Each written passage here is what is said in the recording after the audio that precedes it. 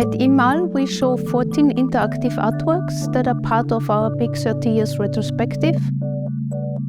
The show is 30 years of our creations, and these ones are more about nature, insects, plants, working with cameras, working with different interfaces. For Laurent and me, it's interesting to use interaction and public participation, and also often we use genetic algorithms or generative systems that change, that evolve, that develop, a little bit like in real nature. And we are all aware about environment change, and now we are also questioning this in our artworks.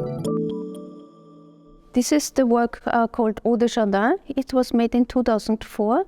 At that time, we were already working in Japan. We stayed 10 years in Japan and we worked at the research center. And there we were quite heavily involved into the field of artificial life. The work is a kind of virtual water garden. And when people interact with the real plants, they can grow plants on a screen.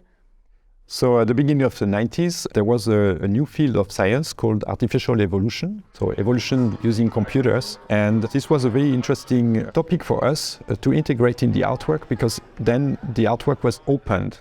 This work has two interfaces. One is this touchscreen and then a larger pool. I make two drawings. One is the profile view and one is the top view. If I send it, now it's going to swim in the pool. The pool is filled up with water.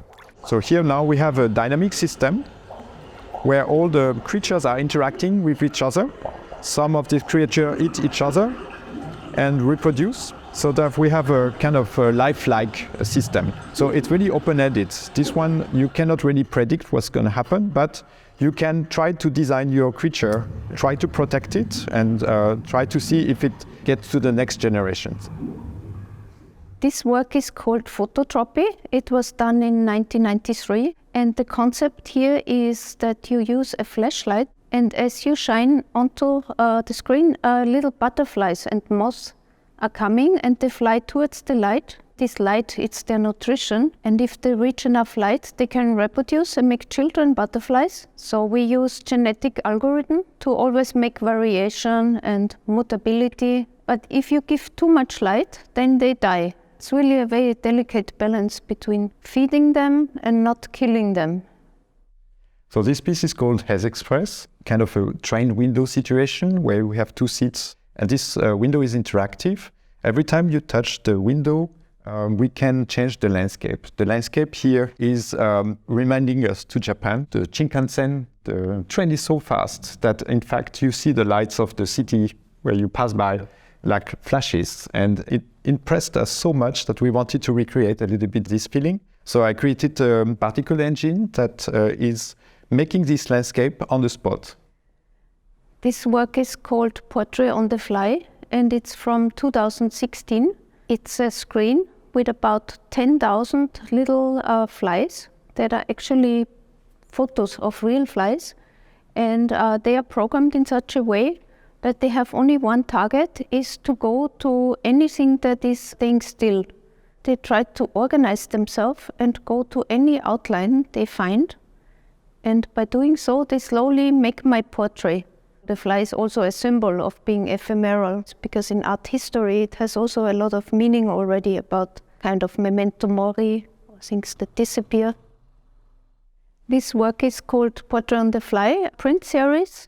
And this particular portrait is the portrait of Karin Olenschläger, who is a well-known Spanish curator and media art expert who actually invited us to come up with this idea of the artwork as a living system exhibition. So we took Karin's portrait as a photography and then put it in our software.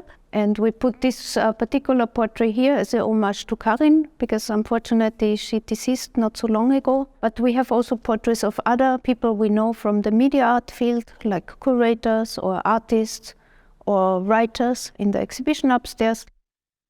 So this artwork is a video. It's called Anopolis, and it shows a lot of ants moving around in the circular screen. That reminds a little bit of a microscope view. You see thousands of ants making motifs, like patterns. And instead of making a traditional animation, I made an algorithm where the ant is actually deciding on its own where to go and how to behave.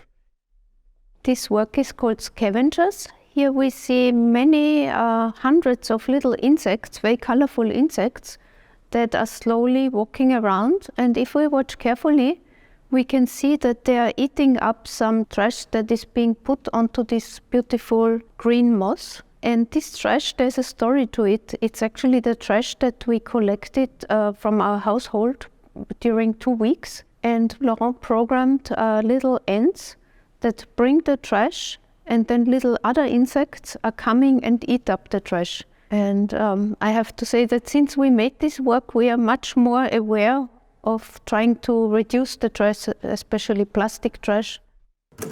So this artwork is called Lifewriter. It's composed out of a typewriter from the 1930s and a piece of paper that is used as a projection screen. The machine can be used as a normal typewriter, and as I activate the return key from the typewriter, I create one of these little creatures.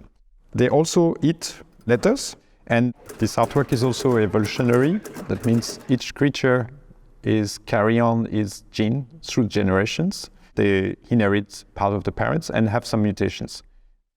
This artwork is called Mobile Feelings, and we have these two egg-shaped interfaces, and when you hold them in your hand and put your finger onto a sensor, then you can capture your own heartbeat and send it to the other person who is sitting on the other side, and then the other person can feel your heartbeat in the hand.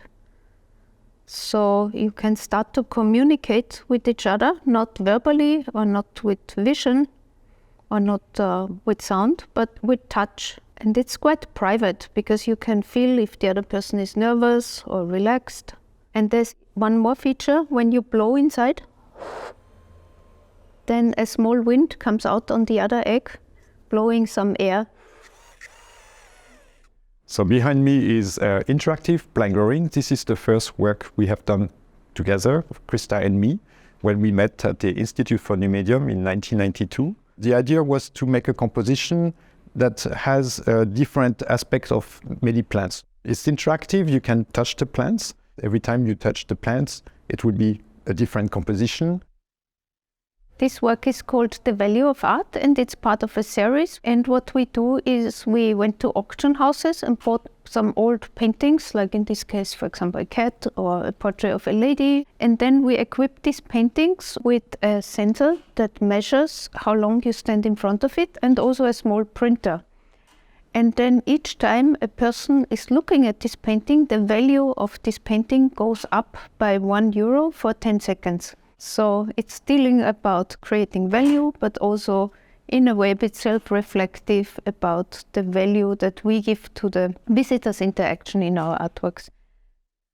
As part of the Artwork as a Living System exhibition, we've created an experience in AR, digital archive, an immersive digital archive based on the works of Christa Sommerer and Laurent Mignonneau, which runs on HoloLens 2, which is a very special device. So when you put this device on, you will see a lot of objects around you representing artworks, which you can then grab and open up to navigate through this archive. It's a bit like a galaxy. It's a bit maybe like a never-ending sequence of atoms and particles that you keep expanding and collecting and placing around, arranging much like you would do with a mind map, and maybe much like you would do with real physical items. So this piece is called People on the Fly. It has been created in 2016. What you see behind me is a screen with thousands of flies, and this time it's the opposite of Portr on the Fly. It's only when you move that they are attracted to you. If I don't move, they lose interest and they will go away. So any movement of on my side will just attract these flies, but it works also with many, many people. The living system, I think, is in a way a component between the users, the participants, then the machinic part, which is, of course, the computer hardware and the software, and then also the installation. So it's also important for us to inscenate these pieces in such a way that people, when they come to the piece, they kind of intuitively learn how to use these systems.